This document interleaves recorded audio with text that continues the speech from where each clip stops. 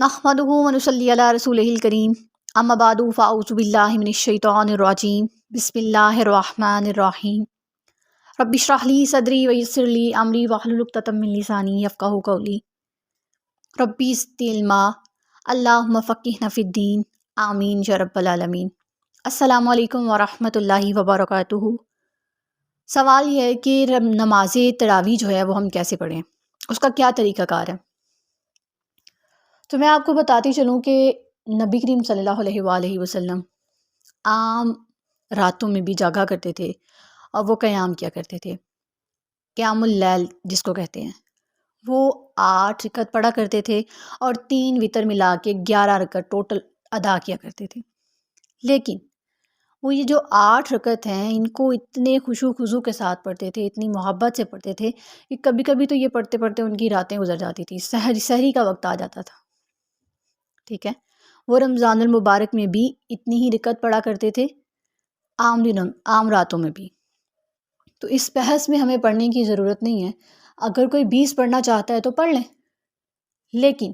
Metre جو چیز کرتی ہے وہ یہ ہے کہ آپ ان نوافل کو کتنی محبت سے پڑھیں۔ یہ فرض نہیں ہے ہم پہ، تراویح سکپ کرنا چاہیں تو آپ کر سکتے ہیں، یہ نفلی نماز ہے، ٹھیک ہے۔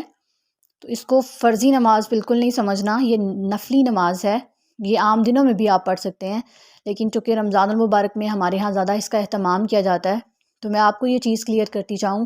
کہ آپ جو ہیں وہ 8 رکعت اگر پڑھ لیں گی تو ایسا نہیں ہوگا کہ آپ کی نماز نہیں ہوگی، یا اگر آپ 20 پڑھ لیں گی تو ایسا نہیں ہوگا کہ آپ کو گناہ ہوگا۔ کیوں؟ کیونکہ آپ نے نفلی نماز پڑھنی ہے یہ۔ تو اگر آپ نبی کریم صلی اللہ علیہ وآلہ وسلم کا طریقہ اپنانا چاہتی ہیں تو ان کا طریقہ یہ ہے کہ وہ 8 نوافل ادا کیا کرتے تھے تراویح کے، یعنی تراویح تو خیر اس کا نام بعد میں گیا نا، جب حضرت عمر رضی اللہ تعالیٰ نے جب اس کی جماعت کروانا شروع کی تب وہ ایسا کیا کرتے تھے کہ 4 رکعت پڑھ لیا کرتے تھے، اس کے بعد تھوڑا سا آرام کرتے تھے، تھوڑی سی بریک لیتے تھے، اور اس کے بعد دوبارہ سے 4 رکعت جو رہ جاتی تھی وہ دوبارہ سے پڑھتے تھے، یعنی وقفے وقفے سے پڑھی جانے والی نماز جو اس کو تراویح کہتے ہیں، اس کا نام تراویح جو وہ تب پڑھا تھا۔ پہلے اس کو قیام اللیل ہی کہا جاتا تھا، اس کا جو ذکر زیادہ تر آتا ہے احادیث وغیرہ میں قیام اللیل کا ہی آتا ہے۔ تو آپ نے کسی بحث میں نہیں پڑھنا، کسی جھگڑے میں نہیں پڑھنا، بس کوشش کرنی ہے کہ جتنا آپ پڑھیں اس کو بڑی محبت سے پڑھیں، اس میں جلدی نہیں مچانی کہ بس میں اس کو جلدی سے ختم کروں اور سر سے اتاروں، ایسا کام بالکل نہیں کرنا، بڑی محبت سے ان نمازوں کو ادا کرنا ہے۔ اور آپ کوشش کریں کہ 2 2 کر کے پڑھ لیں،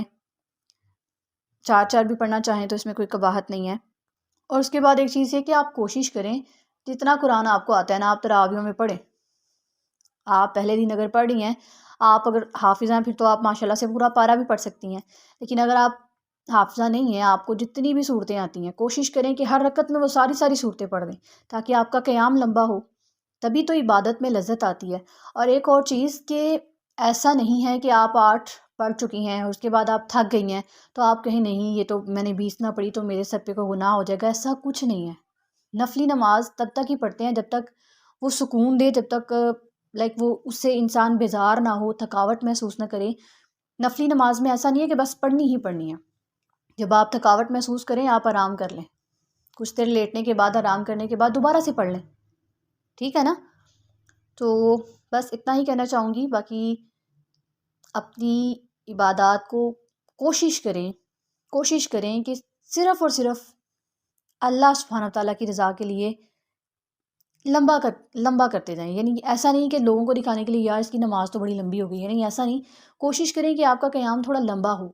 جان چھڑوانے کی نہیں کرنی ہے آپ نے، ٹھیک ہے۔ اپنی عبادات کو بڑی محبت سے آپ نے کرنا ہے، اور مجھے بھی اپنی دعاؤں میں یاد رکھیے گا۔ السلام علیکم ورحمۃ اللہ وبرکاتہ۔